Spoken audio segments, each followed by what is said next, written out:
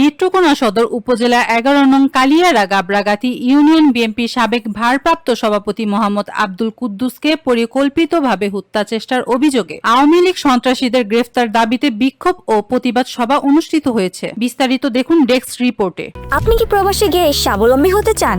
পূর্বে বুকিংকৃত বিমানের টিকিট পরিবর্তন করতে চান, অথবা ট্যুরিস্ট ভিসার মাধ্যমে এই সুন্দর পৃথিবী ঘুরে দেখার স্বপ্ন দেখছেন? আপনার স্বপ্নকে বাস্তবায়ন করতে A to Z travels and tours আছে আপনার সাথে। রোববার 15 জুন বিকেলে সদর উপজেলার মগুয়া নতুন বাজার ৪ নং ওয়ার্ড বিএনপির উদ্যোগে এই সভা অনুষ্ঠিত হয়। এতে সভাপতিত্ব করেন ৪ নং ওয়ার্ড বিএনপি সভাপতি মোহাম্মদ ইসলাম খাঁ এবং সঞ্চালনা করেন সাধারণ সম্পাদক মোহাম্মদ বাবুল মিয়া। প্রতিবাদ সভায় প্রধান অতিথি হিসেবে বক্তব্য রাখেন বাংলাদেশ জাতীয়তাবাদী কৃষক দলের কেন্দ্রীয় সাংগঠনিক সম্পাদক ও ময়মনসিংহ বিভাগীয় দায়িত্বপ্রাপ্ত নেতা মোহাম্মদ সালাউদ্দিন খান মিল্কি। প্রশ্ন রাখি, আজকে যে মানুষটি রক্তাক্ত হয়েছে, কার এই কালিয়ারা গাবরাগাতি ইউনিয়নের অনেক নেতারা আছেন, তাদের রক্ত করানো হয় নাই। তারা অন্তত পক্ষে আজকে এই সভা আমি নাম উল্লেখ করতে চাই না, যারা সভাপতি সাধারণ সম্পাদক হিসেবে আছেন, তারা কি আজকে এই প্রতিবাদ সভা তারা তার সাথে প্রতিবাদ করার জন্য আছেন নাই। বিশেষ অতিথি ছিলেন নেত্রকোনা জেলার যুব দলের সিনিয়র সহ সভাপতি আব্দুল্লাহ আল মামুন খান রনি।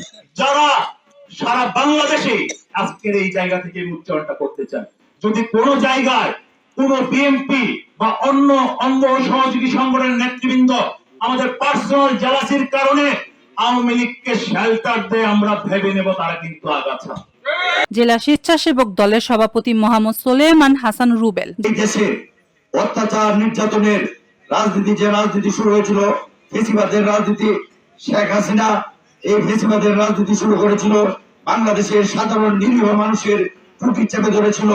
তখনই আমরা শুনতাম গাবরাগাতি ইউনিয়নের কিছু কুখ্যাত সন্ত্রাসী বিভিন্ন সময় এই এলাকার নিরীহ জনগণ সহ আমাদের দলের নেতা কর্মীদের। জেলা কৃষক দলের ১ নং যুগ্ম সম্পাদক মোহাম্মদ সাকি, জেলা স্বেচ্ছাসেবক দল সহ সাধারণ সম্পাদক মোহাম্মদ কামরুল ইসলাম সহ যুবদল, স্বেচ্ছাসেবক দল ও ছাত্র দল, কৃষক দলের অন্যান্য নেতৃবৃন্দ। 26 টেলিভিশন, মাতৃভূমির বন্ধনে।